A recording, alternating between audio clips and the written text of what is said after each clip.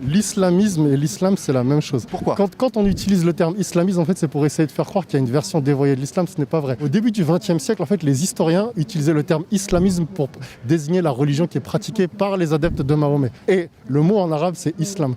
Le problème, en fait, c'est que, par exemple, on essaie de faire croire dans les médias mainstream qu'il y a un côté l'islam qui serait pacifique, et de l'autre côté, il y aurait une version, en fait, complètement travestie qui serait, on appellerait l'islamisme ou l'islam fondamental ou radical ou ce que vous voulez. Ça, c'est une construction sociale qui a été faite par des sociologues de gauche. C'est établi, en fait, que certains sociologues, en fait, ont fait un néologisme ou une refonte de la définition pour faire croire, en fait, qu'il y a des musulmans qui sont à la fois gentils. Bien sûr, les musulmans, il ne faut pas les confondre avec leur religion, même si il y en a beaucoup, il y en a suffisamment qui sont suffisamment dangereux pour en fait provoquer des troubles dans les pays où ils vont. Les salafistes, les frères musulmans, les gens en fait qui essayent d'infiltrer les structures politiques des gouvernements en fait dans lesquels ils réussissent à rentrer pour intégrer en fait des éléments charaïques, donc je parle de la charia, et en fait faire en sorte que l'islam soit acceptable en Occident. Sauf que quand on regarde dans les fondamentaux de l'islam, si vous prenez l'historicité, le corpus en fait des textes législatifs, à la fois le Coran, la Sunna, le consensus des savants, les ijma, tout ce que vous voulez, on sait très bien que l'islam en fait est incompatible avec les valeurs occidentales modernes.